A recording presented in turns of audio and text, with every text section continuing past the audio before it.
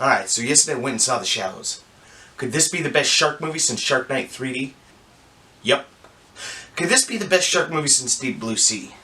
Uh-huh. Yeah, it's better than that. Could this be the best shark movie since Jaws? Yeah, it might.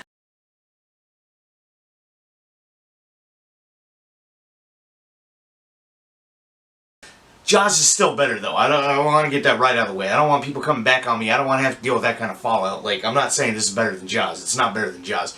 There's no way this is better than Jaws. Jaws is like top 10 movies of all time kind of thing. It makes my top 10 list. Don't think that I'm talking shit on Jaws. I'm not talking shit on Jaws. Jaws is great. Jaws is good. Jaws is better than this. But theatrical shark movies, they don't get a lot of screen time in general as a genre. Like, you may get one or two a decade, and if you're the 80s, you're lucky you got a bunch of Jaws sequels and rip-offs, but other than that, you really don't get these things that often. So you better appreciate them when you get them, especially when you get one during Shark Week. I mean, that's like all the fucking planets like aligning or something like that. That just doesn't happen. That's like a full strawberry moon on a summer solstice. Look it up. That happened this year. That was a big thing, 2016. Check it out.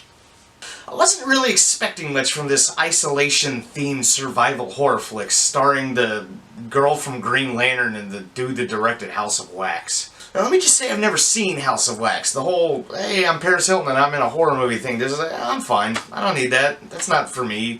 You made that for somebody else. I'm too smart for that. That's not going to happen to me. But after seeing this movie, I kind of want to see it now. But I was genuinely surprised in The Shallows, and in a good way. Not, no, oh my god, this is the worst thing I've ever seen. But like, hey, okay, this was not money wasted. The Shallows isn't just good for a shark attack movie. It's good for a movie in general. Disregarding the genre, I was blown away by the technical prowess of the editing and the shots.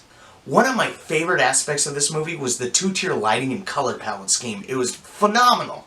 It was flat out bitching. I was straight tripping on that shit. It was awesome. There's a whole before attack and after attack switch that visualizes the suspense and emotion. Before the attack, we're in this really vibrant world of blues and yellows and greens.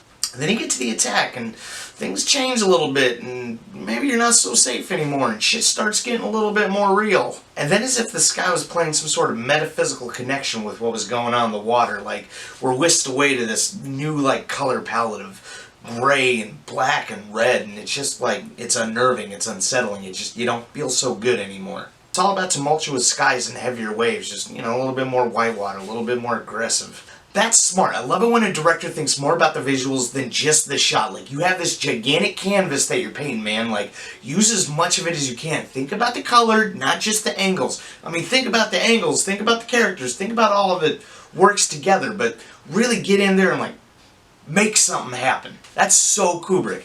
Holy shit, that needs to be a thing. Hashtag that's so Kubrick. The Shallows also uses this really cool cell phone and watch screen integration to add this great dynamic to what's really going out on scene. This is a Congo watch. I don't know if you can see that. That's pretty tight. Also, for all the people that are like watching the background and shit like that, I knocked over a Surge can when I was grabbing this watch, so that's why that's different.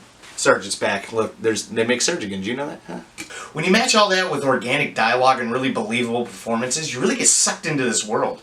There's a nice lead up to the actual attack, and whereas I feel a lot of movies would phone it in, The Shallows actually pays as much attention to before the attack as the aftermath. So you have a well-paced dramatic intro to this thing, and then you get the actual attack itself. From there on out, you not only get the color change in the visuals, but you also get the stylistic change in the approach of the film. And it turns into this super slick action flick. While I was watching it, I was kind of thinking, this is kind of pulled off and executed in the way that a Fast and the Furious movie is. But instead of watching cars crash into medians, I'm watching this great white shark bash into rock and metal and flesh. It's got that sheen and gloss that a music video has. Michael Bay camera pans and one hell of a convincing CGI shark. And while it may stylistically look like a Fast and the Furious flick, there was actually a creature feature I kept linking it to in my mind. The meat of this movie plays out like some of my favorite minutes from the movie Tremors. When they're all stuck on the rock and trying to figure out how to get out, I love Tremors! Screw everything in that franchise after the first one, though. Like, I couldn't care less. Like, you could burn all the freaking original film negatives, and I couldn't give a shit. Like, 2, 3, 4, the television series, nobody wants that. It's bad. But like the first Tremors. Watching Blake Lively on a rock, trying to figure out how to get the hell out of there, and formulating all these different escape plans, and possibly what she could do to get out of there, that was awesome. Spoiler alert. Spoiler alert. Spoiler alert. Spoiler alert. There's this awesome little analog that they use in this sequel. It might have been my favorite part of the movie, other than the actual concept and theme itself. This little bloodstained bird becomes the Wilson to our final girl's Castaway. It's pretty heartwarming how they bond over the course of half an hour.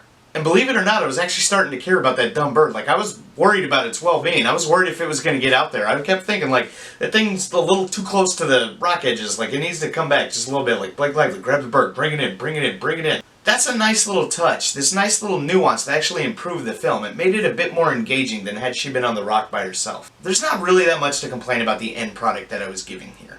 I mean, the climax is a little far-fetched in the grand scheme of how the world actually works. It was a little ex machina for me. The literary device, not the movie. I'm not talking about Ex Machina the movie. I'm talking about Ex Machina the literary device.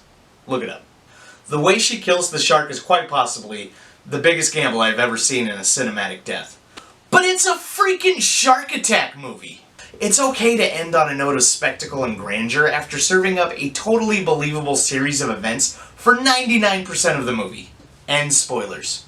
The score was haunting. The visuals were top-notch. And the shark was both animated and colored incredibly well. It was 10 times the movie that I was expecting to see here. Thank you to the people involved in making this film a reality. The writer, the director, the producers, like the execs, everybody that was like, okay, let's give this the green light. They gave the genre the quality and attention that it deserves. This is probably the second best shark attack movie ever made.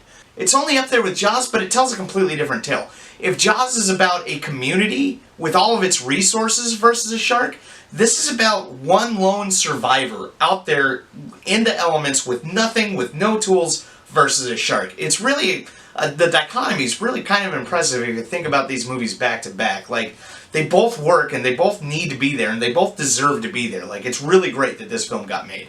I give The Shallows a 9 out of 10. Did it break into my top 10? Oh yeah, it's in there. It's not as fulfilling as the jam-packed Conjuring 2, but it's a better made movie than Independence Day Resurgence. Did the trailers give too much away? Yeah, they show certain character deaths in the trailer that completely take away the suspense with what's going to happen in the film. Like, you see these people in the film, and, like, maybe they leave, and maybe they come back, and maybe you've never seen this person before, and, like, maybe this person will do this thing, and then they just kind of, like, show them dead, and it's like, well, I kind of know how they're going to end now. Like, I get that they're trying to show that this is sort of an action movie and there's, you know, sort of something going on other than a person sitting on a rock for an hour and a half. But by showing their deaths, you're just kind of, like, taking out all the effectiveness when the characters interact with each other. Like, you know what's going to happen and it's just bullshit.